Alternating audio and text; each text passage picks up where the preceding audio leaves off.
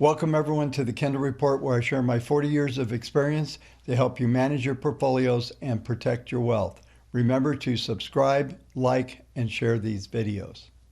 As we look back on yesterday's action, we saw an emotional session as we printed down into the 3470 level on the S&P futures. We did see a rebound in the last hour, trading back to 3500 on the cash, but quickly it faded into the close, finishing well below that key number that I've been talking about at 34.99. This suggests we'll see a couple more days of downside action, and I'll cover all the details here in a minute in the technical section. The main driver in yesterday's downside action that created the emotion were the weakness in the banks, primarily in Bank of America down 5.6% and Wells Fargo down 6%. Even though Goldman came in with good earnings, but no one really cared, it was basically flat on the day. We saw the banking sector down, we saw communications. There were several other sectors under pressure for the session. But as we come into today, it's going to be about those claims and the continuing claims numbers.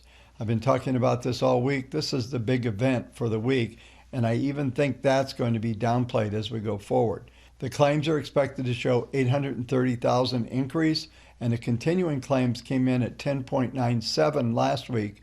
And if it comes under 10.5 million, this would be a positive, but I'm not sure markets are in a positive mode right now, as market sentiment has turned fairly negative, definitely as we see the overnight action as the futures both on the NASDAQ and the S&P are printing down below yesterday's low. The other thing that happened yesterday, it is becoming more and more clear that we're not going to see a stimulus deal before the election. I know you folks are probably tired of hearing me say this, but this is the reality. The markets will be focusing in on these facts as we go through the next 2.5 weeks as we move toward the election. Today's action will be key. As long as we remain below the 34.99 level, we're likely to see at least a couple more days of downside action. Let's go ahead and take a look at the charts, see what they're telling us for Thursday. As we begin the review of the technical section, the Portfolio Expert website gives you the grid. Now when you click on the WaveTech research tool, there are two links here. You can launch the WaveTech tool in the browser, or you can download the screens. And this will bring you right into a spreadsheet showing you all of the stock selections based on a fundamental viewpoint.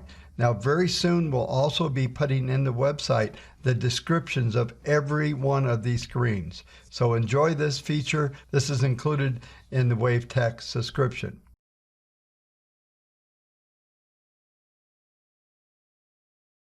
As we review the WaveTech database, you'll notice that we are seeing a rotation here. We had 260 buys. We had about 400 sells. It was a slight negative rotation that happened overnight. The bullish percent remains at the 35.21% level. It was 35.24 last night.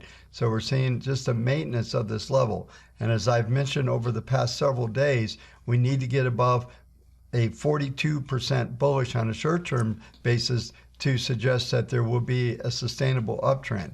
What this is telling us that we're going to be locked in this sideways range, and we could see some selling over the next two sessions, especially if we do get the lower closes that I mentioned in the opening comments.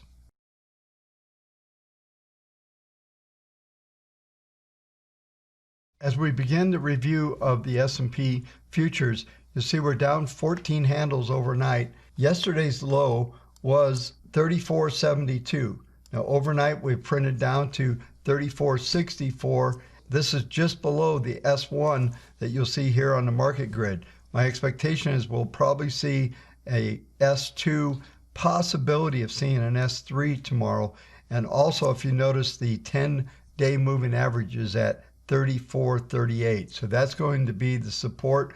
We have a ppm at a plus 0.29, so it tells us there's about a 60% probability that we'll hold above 34.38, at least for Thursday. Since we've actually crossed over the first derivative on ppm1, this suggests that we could see further deterioration and the potential for downside all the way into the 21 and 40-day moving averages, which suggest a move down to 33.94 to 33.70.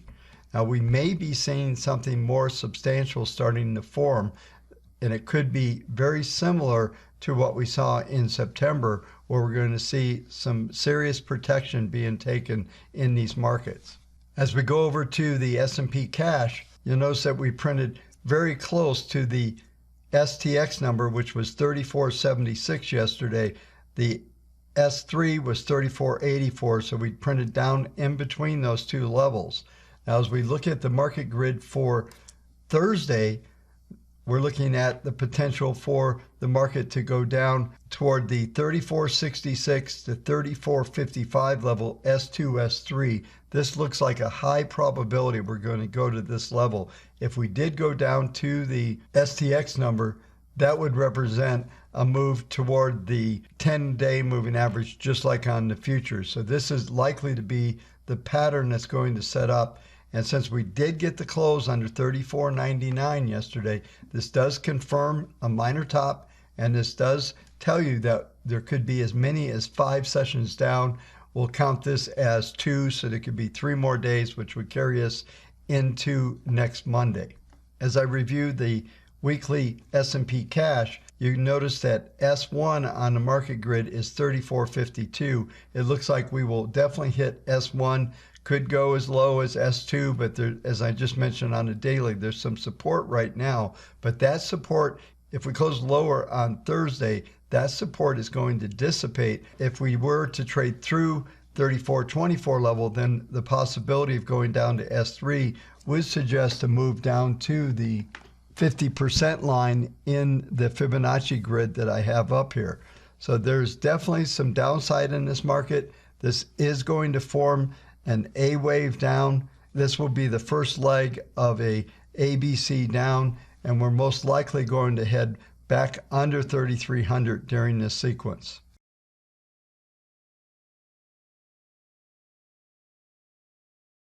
As I've been discussing for the last several days, we did see that RXT signal 3 days ago, and now we have our 3rd day down. Now the key number on the NASDAQ futures is going to be the S2 number, 11,805.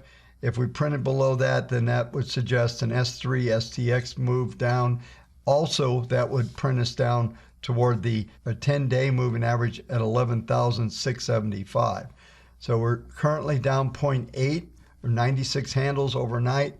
It does appear this market wants to print down into these levels. As in the S&P, the possibility of printing to the S1 number is highly likely, 11,601. The low so far this week is 11,687.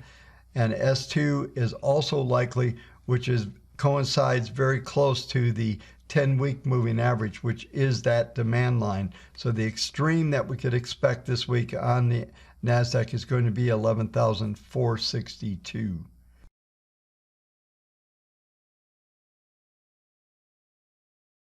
Next market that I'll cover is the US dollar.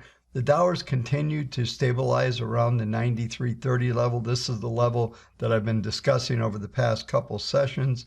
The extreme on the downside would be the 93.20 level. We're likely to stay between the 93.20 and the 93.67 level on the upside. Just a stabilization has put some pressure on gold, I'll cover in a minute, but this market is likely to stay in this range for the next several sessions. And in fact, my expectation is that we could see a further rise in the dollar toward the 93.70, 93.80 levels.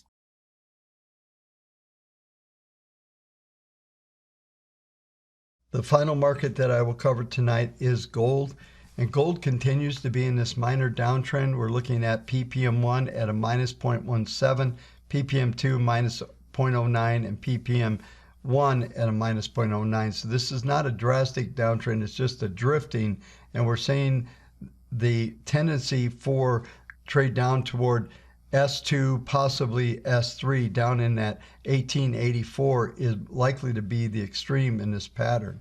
Also, you'll notice that the PPMs are starting to fade.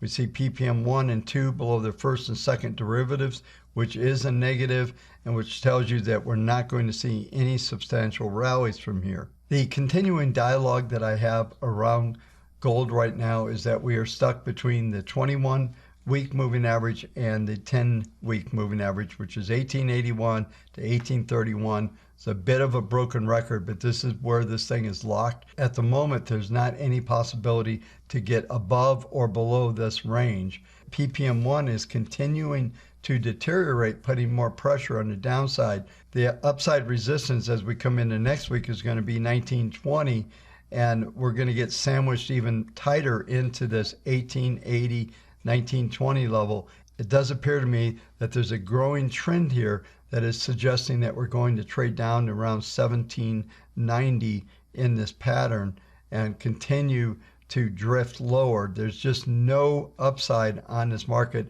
above that 1930, 1920 levels. And we're just going to sideways here with a downward bias for at least another 5 to 8 sessions.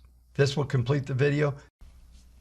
I want to thank you again for watching the channel. If you do decide to support our channel, it's $3.12 per day, $97 a month. You get 16,700 symbols of intermediate and daily signals. You'll also get the daily market grid, which shows you the daily, weekly, and monthly expectations and targets for all of those sessions, as well as now the stock screening service that we give you.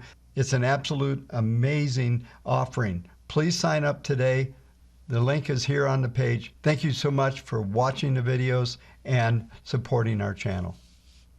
We'll talk to you tomorrow night.